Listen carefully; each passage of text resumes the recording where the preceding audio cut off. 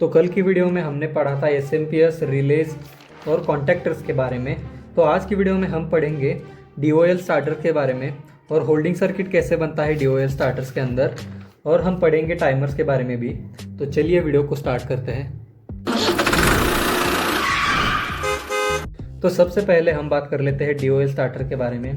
DOL starter हमारा है direct online starter, जो कि बिलो 5 HP यानी कि 5 HP के नीचे यूज़ होता है, जिसमें हमारे दो कंपोनेंट्स आते हैं। वो है हमारे पावर सर्किट और कंट्रोल सर्किट।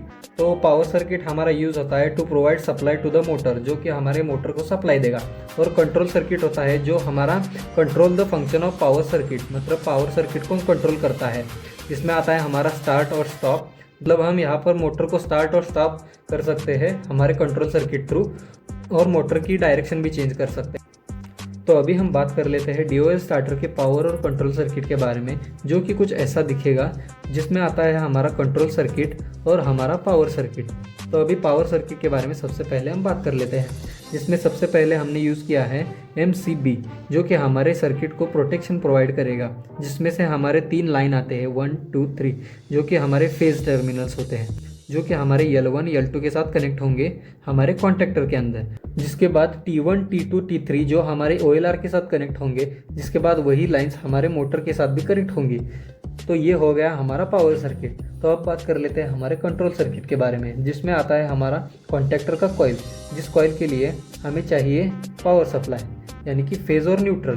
तो हमने यहाँ पर फेज़ के लिए ये यूज़ किया है हमने ये वाली तीसरी लाइन का, और यहाँ पर न्यूट्रल के लिए हमने यूज़ किया है ये न्यूट्रल लाइन। तो ये हमारा हो गया कॉइल का कनेक्शन। इसके बाद अभी हम बात कर लेते हैं हमारे ऑक्सिलरी कॉन्टैक्ट्स के बारे में, जो कि है हमारा 13 और 14 नंबर का, जिसको हमने यूज़ किया है यहाँ पर होल्डिंग सर्किट बनाने के लिए, जिसके बारे में हम वीडियो में आगे बात करेंगे। तो हमने यहाँ पर एक स्टार्ट और स्टॉप बटन भी यूज़ किया है, जो कि हमारे मोटर को स्टार्ट करेगा और स्टॉप भी करेगा। तो अभी हम जब इस स्टार्ट पुश बटन को प्रेस करेंगे, हमारी ये जो कॉइल है वो एनर्जाइज हो जाएगी, जिसके बाद हमारा कॉन्टैक्टर जो है वो काम करना स्टार्ट करेगा। जिसके बाद हमारे लाइंस जो है वो हमारे OLR के साथ कनेक्ट होंगे और मोटर हमारी रन करेगी। जिसके बाद ये होल्डिंग सर्किट उसको होल्ड करके रखेगा, मतलब मोटर हमारी इमीडिएटली स्टार्ट पुश बटन छोड़ने के बाद हमारी मोटर जो है वो ऑफ नहीं होगी। जिसके बाद जब भी हम इस स्टॉप वाले पुश बटन को प्रेस करेंगे, तो हमारा ये जो कॉइल है वो डीमैग्नेटाइज हो जाएगा। जिसके बाद हमारा जो ये कॉन्टैक्टर है वो रेस्ट कंडीशन में आ जाएगा। जिसके बाद हमारा ये होल्डिंग भी कट हो जाएगा और हमारी मोटर जो है वो बंद हो जाएगी। बट आप बोलोगे ये कि OLR के अंदर ये क्यों लगाया है? तो ये OLR मतलब ओवरलोड रिले होता है, जो कि अगर हमारे मोटर के ऊपर ओवरलोड आता है तो ये यहाँ पर हमारे सप्लाई को कट कर देगा। जिसके बाद हमारा जो कॉइल है वो डीमैग्नेटाइज हो जाएगा, जिसकी वजह से हमारा मोटर जो है वो स्टॉप हो जाएगा। तो अभी हम बात कर लेते हैं होल्डिंग सर्किट के बारे में। होल्डिंग सर्किट ऑफ कॉन्टैक्टर, ये हमारा यूज़ होता है to provide continuous signal using push button. तो अभी हम इसके ऊपर बात करते हैं, जिसका सर्किट डायग्राम कुछ ऐसा दिखेगा। तो सबसे पहले हमने यहाँ पर यूज़ किया है एक MCB, जो कि हमारे सर्किट को प्रोटेक्शन प्रोवाइड करेगा। जिसके बाद हमारा फेज जो है वो हमारे कॉइल के A1 के साथ कनेक्टेड है, और जो न्यूट्रल है वो कॉन्टैक्टर कॉइल के A2 के साथ कनेक्टेड है। तो अभी हमने जब फेज़ यूज़ किया तो यहाँ पर हमने यूज़ किया है एक अनहोल्डिंग पुश बटन, और ये एक दूसरा पुश बटन जो कि हमारा होल्डिंग को स्टार्ट करेगा। तो अभी हम बात कर लेते हैं होल्डिंग सर्किट के बारे में, जिसमें हमने यूज़ किया है 13 और 14 नंबर के टर्मिनल का, जो कि है हमारे ऑक्सिलरी टर्मिनल्स, जो कि है हमारे ऑक्सिलरी टर्मिनल, जिसमें से हमने 13 वाला कनेक्ट कर दिया है A1 के साथ, और जो 14 नंबर वाला है वो हमने पुश बटन से पहले लिया है। तो जब भी हम इस पुश बटन को प्रेस करेंगे, हमारा कॉइल जो है वो एनर्जाइज हो जाएगा। जिसके बाद हमारा 13 और 14 एक साथ कनेक्ट हो जाएंगे, और जब भी हम इस पुश बटन को छोड़ेंगे तो हमारा 13 और 14 तो वैसे ही कनेक्टेड है। तो ये हमारा कनेक्शन ऐसा होगा कि ये जो सप्लाई है वो यहाँ से आएगी इस तरफ से, ऐसे 13 के थ्रू जाकर ये इस कॉइल को एनर्जाइज ही रखेगी, और फिर यहाँ से होते हुए यहाँ पर न्यूट्रल को जाएगी। तो जब भी हम इस पुश बटन को प्रेस करेंगे तो ये हमारा सप्लाई यहाँ से कट हो जाएगा, तो हमारा सर्किट जो है वो वापस से अनहोल्ड हो जाएगा, या फिर हमारा रेस्ट कंडीशन में आ जाएगा। तो ये था हमारा होल्डिंग सर्किट। तो अभी हम बात कर लेते हैं टाइमर्स के बारे में। तो टाइमर हमारा यूज़ होता है to give delay time between 2 operations. तो हमारा टाइमर जो है वो हमारे 2 ऑपरेशंस के बीच में डिले टाइम प्रोवाइड करने के लिए यूज़ किया जाता है, जिसका सर्किट डायग्राम आप यहाँ पर देख सकते हो। तो जिसमें हमने सबसे पहले यूज़ किया है MCB का, जो कि हमारे सर्किट को प्रोटेक्शन प्रोवाइड करेगा।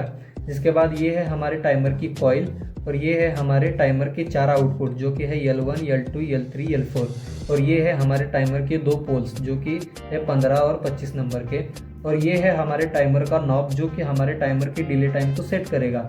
जिसके बाद हमने यहाँ पर यूज़ किया है एक स्विच जो कि हमारे टाइमर को ऑन या फिर ऑफ रखने में हमारी मदद करेगा।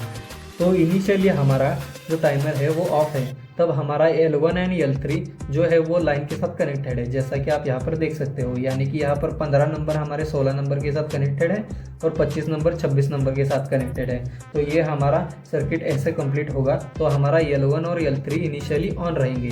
यानी कि अभी मान लो मैंने 10 सेकंड यहाँ पर डिले टाइम सेट कर दिया है, मतलब ये नॉब यहाँ पे रहेगा। तो जब भी मैंने 10 सेकंड का डिले टाइम प्रोवाइड किया हो, तो जब भी हम इस पुश बटन को प्रेस करेंगे तो हमारा 15 नंबर का कॉन्टैक्ट हमारे 18 नंबर के साथ कनेक्ट हो जाएगा इमीडिएटली जब भी हम पुश बटन को प्रेस करेंगे। इसके बाद हमारा L1 जो है वो ऑफ हो जाएगा, L2 जो है वो ऑन हो जाएगा और इसमें कुछ चेंजेस नहीं होंगे। बट तो आफ्टर डिले टाइम कंप्लीशन, तो डिले टाइम कंप्लीट होने के बाद L1 जो है वो ऑन हो जाएगा और L2 जो है वो ऑफ हो जाएगा जैसा कि पहले था। मतलब ये 15 नंबर 16 नंबर के साथ वापस कनेक्ट हो जाएगा। जिसके बाद हमारा 25 नंबर 28 नंबर के साथ कनेक्ट होगा जो कि हमारे लैम्प 4 को ऑन कर देगा और लैम्प 3 को ऑफ कर देगा। तो ये था हमारा टाइमर जिसमें हम 0 से लेकर 30 सेकंड तक का डिले प्रोवाइड कर सकते हैं। बट अगर हमको ये डिले टाइम और भी बढ़ाना है तो हमारे टाइमर के अंदर 4 स्विचेस होते हैं, S1, S2, S3, S4, जिनका हमें यूज़ करना पड़ता है। सो आई होप आप सबको ये सारे कॉन्सेप्ट समझ में आ गए होंगे। तो अगर आए हैं तो वीडियो को लाइक कर दो और चैनल को भी सब्सक्राइब कर दो, क्योंकि हम अगली वीडियो में देखने वाले स्टार डेल्टा कनेक्शन जो कि एक इम्पॉर्टेंट टॉपिक है, तो उसके लिए चैनल को सब्सक्राइब कर दो।